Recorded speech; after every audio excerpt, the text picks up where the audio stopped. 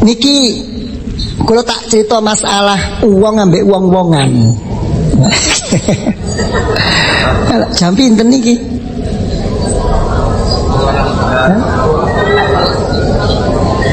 Pun cekap nih ya. Ya para niki pembukaan minangka napa? Ngaji babakan elek. Tur ngelekno awake dhewe lak ngeten ta. Mungkin niki ben weruh mek awake niku elek ben iso ngelekno awake dhewe dadi temen teng pangeran. Lak ngeten ta. Muga-muga elek. Sadar mek awake elek. Nggih napa mboten?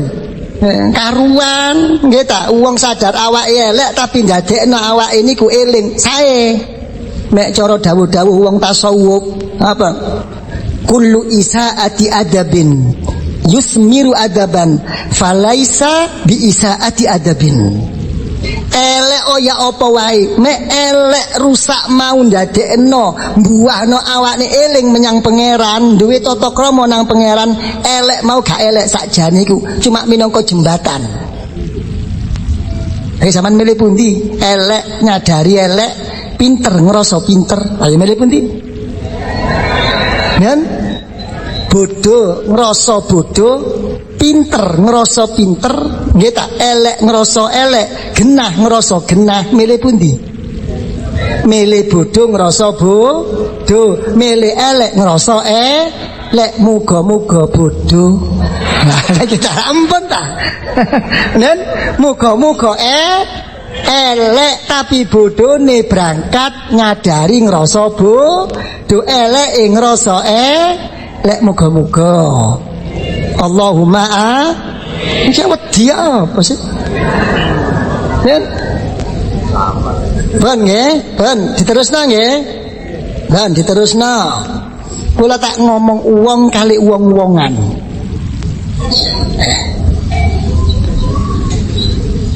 Siji timpun niku Al-Imam Al-Alimul Allamah. Oh niki lho, niki jagoan niki. Nggih ta, tapi sempat dadi wong-wongan. Ya. Asy-Syaikh Ubadah Al-Maliki. Ya. Syekh Ubadah Al-Maliki niku sowan dhateng Sayyidina Al-Imam Al-Kutub Asy-Syaikh Abu Madyan. Syekh Abu Madyan niku marisi dateng wali kutubipun Syekh Abdul Qadir Al-Jailani radhiyallahu anhu ala tertib. Lajeng Syekh Abu Madyan napa kagungan murid nerusaken dateng ke kutubapipun sinten menika Imamus Sadatin Al-Alawiyin wa Syekhu Habaibin Al-Alawiyin sinten Sayyidina Al-Imam Al-Habib Al-Kutub Muhammad bin Ali Al-Faqih Al-Muqaddam. Niki gurune niki. Gurunipun napa? Syekh napa? Sayyidina Al-Imam Al-Habib Faqih Muqaddam. Kan. Atau serak kula niku.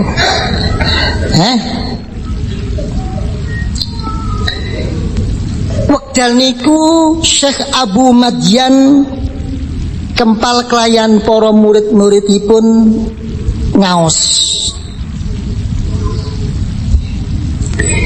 Tengah-tengahipun ngaos Syekh Ubadah Al-Maliki radhiyallahu an rawuh. Wekdal rawuh niku kalih Syekh Abu Madyan falam yu'azzimhu walam yaltafit ilaih. Mboten dimengo, mboten di napa, mboten direken napa malih dimulyakno. Seakan-akan mboten enten napa-napa. Mboten trima. Njudukno sik dadi wong-wongan. barang pun matur ya sayyidi kula tak matur ana apa ma mana'aka an tu'tiyani haqqi fil ikram napa sampeyan niku kok mboten kersa maringi hak-hak kula ing dalem bentuk mulyakaken kula. Wong kula niku kiai gedhe kok. Wah, nggih ta. Duh kok gedhe sak pinten niku. Nggih wetenge tapi niku nggih ta. Nek pun sumbar ngeten wetenge niku. Nggih ta. Wong kula niku kiai gedhe. Kiai sing mulya. Nggih ngalor ngidul ditutno wong. Engko ndak pedes. Nggih napa mboten? Hah? Kita dugi teng siji majelis sedaya tiyang sami miyak minggir ngurmat teng kula kuwatir kesenggol wong barang najis. Nggih napa mboten? Wong kula niku lungguh teng siji majelis dikrobong kali wong tembelek nggih dikrobong laler. Nggih napa mboten? Kula niku kiai gedhe lho Syekh Abu Madyan kok tiba-tiba sampean niku napa malih mulyakno kula. Lah wong noleh mawon mboten. Sampean berarti niki melanggar HAM. Oh ala rek nopo ham-haman. Nggih ta? Pun dijawab kali Syekh Abu Madyan. Kaifa wa anta musyrikun. Ola apa aku ngurmat kon wong kon iku syirik karo Gusti Allah. Kira-kira sampean dingeten ngamuk napa mboten? Nen? Kok gak ora aku ta? Sopo aku? Waduh, ngene-ngene. Lah apa aku mulya kok mulyakno awakmu wong kon syirik nang pangeran. Kira-kira sampean carok napa mboten? Nen? Itu wong padha wong gedene niki ilmiah. Matur kula syabdan wa ma waju isyraki. Sampean saged nuduh kula kaya ngeten niku lho pundi sakniki dalan-dalan sampean sempat ngarani kula syirik niku lho teng pundi? Sampeyan dilok. Wah, alim nggih ta. Nggih. Lajeng dos pundi?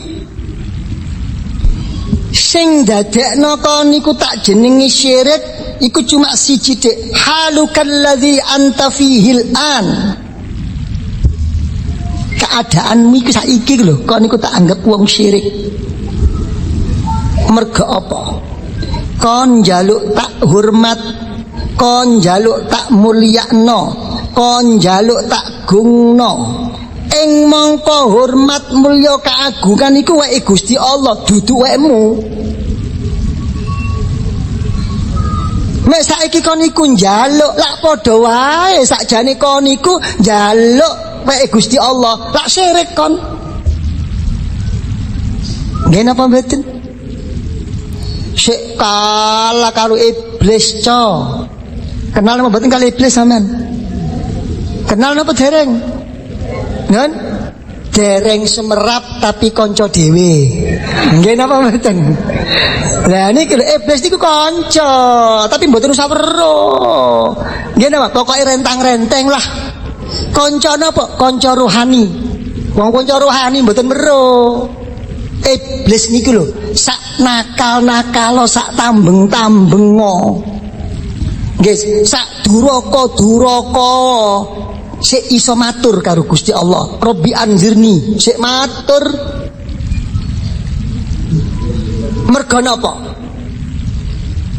Merga iblis niku ngeten enggak ada kehebatan iblis niku. Teng Al-Qur'an dawuh Mbah Iblis, Mbah dhewe rek.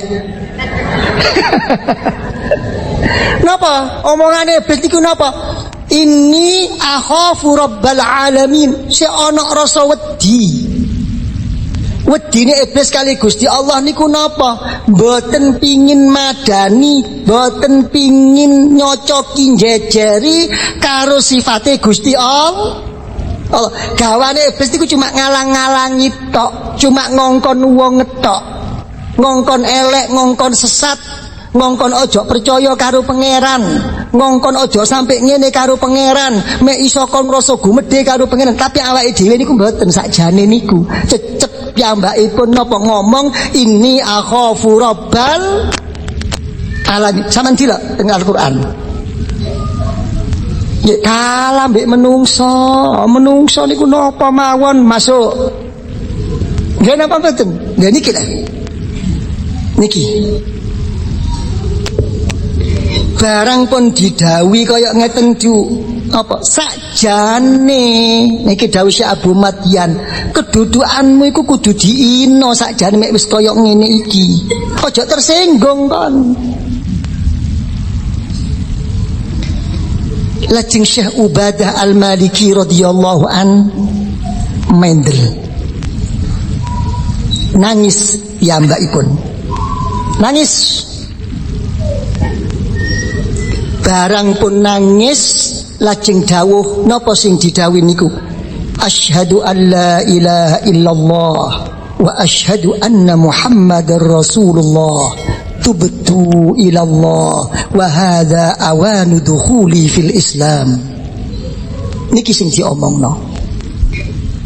Ngawiti maca syahadat malih, tobat menyang Gusti Allah, awake ngrasa manjing Islam artine mboten kok murtad, mboten. Artine niku napa? Ngrasa Islame durung sampur. Niki lah. Kula takon teng sampean sakniki. Sampean niku Islam napa mboten Islam? Sampean niku iman napa dereng beriman? Hah? Sampean niku wong mukmin napa sanes wong mukmin? Saestu? Kan? Mek wong thariqah mboten ngeten jawabane. Nggih. Mek wong thariqah jawabane niku aku iku wong mukmin. Ya mungkin engko mukmin. Lha ngeten lah. Mek saiki kontakon tentang aku duwe iman menyang Gusti Allah, ya pancen aku wong beriman. Beleanku wis halal. Awakku, harta bendaku kudu kon reksa, kudu kon lindungi. Merga aku wis maca syahadat. Ya. Hukum dunya. Tapi tentang engko akhirna uripku, apa aku kudu dadi wong mukmin? Tak jawab, insyaallah aku mukmin. Kon nggih dadi jawabane mukmin, tapi mboten tentu besok mboten tentu, tapi mugi-mugi pinaringan husnul khatimah. Mugi-mugi pinaringan husnul khatimah. Husnul khatimah fid dini wad dunya wal akhirah. Amin ya rabbal alamin. Nggih. Dadi kula kalih sampean niku mek ditakokno sakniki niku sakniki nggih, aja besok. Wis Islam, wis mukmin. Iya, aku wis Islam. Tapi sik durung sampur. Sik durung sampur. Mergo durung sampurna jawabane Syekh Ubadah Al-Maliki radhiyallahu an ngawiti maca syahadat, tobat menyang Gusti Allah, ngrasa kepingin awet mlebu napa mlebu teng agama Islam sing sampur, sing sampun enten setunggalipun Kyai sepuh piyambakipun niku hafizul Quran, ya alimul allamah, ngalor ngidul niku ngewontenaken semaan Al-Qur'an. Niku panjenenganipun Sayyiduna Syekh Abdul Karim rahimahullah wa radiya anhu. Lajeng setunggal tempo niku rawuh teng Medunten dhateng murid-muridipun. Lajeng kleresan wonten mriku niku Hadratus Syekh Rama dalem niku nuwontenaken mubayaah. Mirsani muridipun niku mubayaah, piyambakipun niku dipun bikak manahipun dening Allah, nangisi dhateng kewontenanipun ngraos izin dhateng Gusti Allah. Lajeng nderek biat. Sakbadanipun nderek biat niku napa? Ngraos nek biyen-biyene niku sik durung tepak ibadah menyang Gusti Allah. Ngrasa sik durung mapan temen ana ngersanipun Allah, cuma cara zahir tok. Cara syare kepingin disampurnakno. Liwat napa piyambakipun nyampurnakaken niku? Sembayang-sembayange niku kabeh sing biyen sadurunge beat niku disauri kabeh. Niki lho. Niki makom kamal. Niki mek pun sampun dibuka dening Gusti Allah. Ngerasa mboten enak kabeh. Pun jadi cara ringkes kula kali sampean niku napa? Islam tapi sik durung sampur. Nah, kepingin sampurna napa mboten? Panjenenganipun Al-Imam Al-Qutubur Rabbani Sayyidina Syekh Abdul Wahab Asy-Sya'rani radhiyallahu an dawaken faqad sadaqa rahimahullah. Wis bener Syekh Ubadah Al-Maliki ku mek gelem mek sampai maca syahadat maneh. Nggih. Mergo pancen gak sampurna si anan. Lah kok ngeten? Mergo nggih melok pandengan wong thariqah Islam niku napa sih sagete sampurna? Al-Islam ingkang nomor setunggal napa? Al-inqiyad, kudu tunduk. Napa sampean pun ngrasa tunduk teng Gusti Allah? Sik dereng tunduk ngrasa dadi kawulanipun Allah. Sik durung niku. Ing mongko kula kali sampean niku sinten kawulanipun Allah. Alhamdulillah. Kira-kira sampean gelem napa mboten tuku barang sing cacat? Purun. Kan? Lek kula kali sampean niku alhamdulillah sik diterima karo Gusti Allah. Napa dipun Gusti Allah nang Al-Qur'anul Karim? Ya annallaha istara minal mu'minina amwalahum. Lah niku coba Allah Ta'ala niku nuku teng kula kali panjenengan niku pun ditumbas. Wong kula niku kathah kurange kali sampean niku sik diterima ditumbas kali Gusti Allah. Mek pun ditumbas kula kali sampean niku wis dadi kawulanipun Allah. Mek wis dadi kawulanipun Allah niku pun ojo macem-macem. Ayo sing ikhlas sing istu krana Allah. Krana Allah mboten macem-macem, gak kepingin swarga, gak kepingin iki, gak kepingin iku. Nggih napa mboten? Pokok wong kaulane Allah ya wis ngene iki. Zuhur ya wis zuhur, asar ya wis asar. Wis aja direkayasa malih pun. Pun. Jadi Islam niku napa? Kudu tunduk siji. Nomor kalih watarkul munaza'ah lillah fi awsafihi wa ma yastahigguh. Ninggal nantang Gusti Allah ing dalem napa? Ing dalem sifat-sifate Allah, ing dalem napa-napa ingkang dados hakipun Gusti Allah. Ojo niru-niru nang sifate Allah.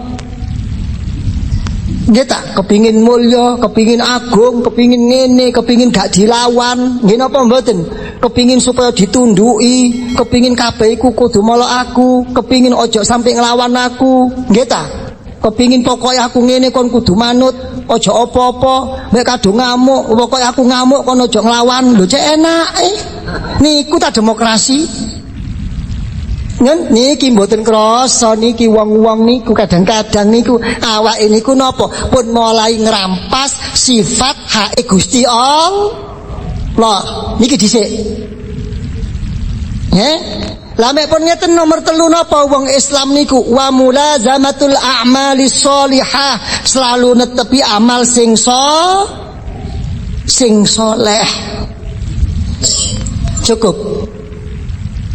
Kan ibadah wis tunduk. Dan nomor 2 napa pun mboten melok-melok napa karo napa sing dadi sifate hak Gusti Allah. Nomor 3 wis gelem nglakoni amal sing apik sing soleh. Cukup mboten cukup, disampurnakno siji napa wa ru'yatu nafsi annahu ahqaru khalqillah. Ayo diloken atimu, diloken awakmu ngerasa paling dadi ino-inoe makhluke Gusti Allah. Lah niki lho sing angel niku. Angel napa mboten? Angel niki siji tok niki sing angel niki. Nggih ta? Kon nggih, dadi cara ringkes kula kali sampean sing kathah niku napa? Sik durung sampurna toreko, dik napa malih hakikate. Nggih wong Islami mawon sik durung sampurna. Kepingin sampurna napa mboten? Nek kepingin sampurna ayo netepi tata krama. Koncine tata krama niku napa? Cuma siji tok. Napa? Dilok wong liya luwih mulya tinimbang awake, dilok awake luwih ina tinimbang wong liya. Sangune nganggo resep napa? Sangune nganggo tiket napa? Nganggo tiket awake ngrasa ina, awake ngrasa fakir, awake ngrasa kepepet-mepet teng Gusti Allah. Lho niku mawon wong tarekat niku. Dadi zikir kula kali sampean niku apa sih zikire wong tarekat tujuane niku apa sih? Apa krana ngene krana ngono, apa pengin iki kepengin iku? Mboten. Zikire wong tarekat niku cuma siji tok tujuane, li izalati hujubin nafsi, kanggo ngilangno aling-alinge atine dewe. Sing pinter ngrasa pinter, sing ibadah ngrasa iso ibadah, nggih ta? Sing berjuang ngrasa iso berjuang, niku kabeh ndodokno dialing-alingi dening Gusti Allah. Jadi mboten kok salah bener zikire wong thariqah niku. Zikire wong thariqah niku kanggo ngobati lorone atine duwe rasa pengakungan. Niki lho. Nggih, aja diurui salah bener wong thariqah niku, insyaallah wis ngerti. Nggih ta? Benere wis, salahe niku sing sik durung dingerteni. Napa salahe? Mboten secara formal, mboten. Secara napa? Secara nok jerone. Napa jerone? Secara zahir bener, secara batin cek durung bener. Mergo ana penyakit ati ne duwe sifat-sifat sing kuwada dening Gusti Allah. Dadi tujuane wong tarekat niku zikire niku niki. Wal qasdu min hadat tariqil adabu fi kulli halin minhu hadzal madhhabu. Dadi mazhabe wong tarekat niku napa? Netepi tata krama. Sapa wae aja maneh salah, masih yo bener. Mek gak netepi tata krama iku padha wae kalau wong gak duwe tarekat. Gampang mawon kok. Ya ayo ngaku-ngaku wis kaya ngene. Aku lho, aku ape nang endi? Nggih tak niki sing kadang aku iki turunan iki aku ngene, ape nang endi? Padha wae kuburane ya sak meter. Nggih napa mboten? Pun nggih. Jadi cara ringkes kula kali sampean niku napa? Mboten repot-repot napa? Ayo nyadari teng awake dhewe. Lah sadar teng awake dhewe niku mboten bakal sadar nek gak didodohno kekurangane eleke awake dhewe. Mangkane niki pengajian elek. Kontah. Ya nggih, dadi pengajian buka eleke awake dhewe supaya dadi eling iso berangkat teng Gusti Allah pun. Dadi mungkin insyaallah napa dipun terasaken napa pengajian apa pengajian elek-elekan kanggo ngelekno awake dhewe. Perlu napa mboten niki? Perlu. Nggih tak muga-muga elek. Dadi eling awake mek elek. Nggih ta? Nek eling insyaallah jelas dadi sae. Ben monggo kula panjenengan iki mugi-mugi pinaringan istiqomah dadosaken manfaatipun dadosipun pokokipun manah kula lan panjenengan ketuntun dening Gusti Allah kelayan taufik hidayahipun lajeng pikantuk ridhonipun Gusti Allah bekto husnul khatimah ma'anaili syafa'atil uzma min Rasulillah sallallahu alaihi wasallam. Rabbana zalamna anfusana wa illam taghfir lana wa tarhamna lanakunanna minal khasirin. Rabbana hab lana min azwajina wa dhurriyyatina qurrata a'yun waj'alna lil muttaqina imama. Rabbana la tuzigh qulubana ya Allah ba'da idh hadaytana wa hab lana min ladunka rahmah innaka antal wahhab waghfir 'alaina sabra wa tawaffana muslimin. Rabbana atina fid dunya hasanah wa fil akhirati hasanah wa qina 'adzaban nar wa adkhilna al jannata ma'al abrar wa amidna an-nadhra liwajhikal karim ya aziz ya ghaffar ya rabbal alamin. Wa sallallahu ala sayidina Muhammadin wa ala alihi wa sahbihi wa sallam walhamdulillahi rabbil alamin. Al-Fatihah.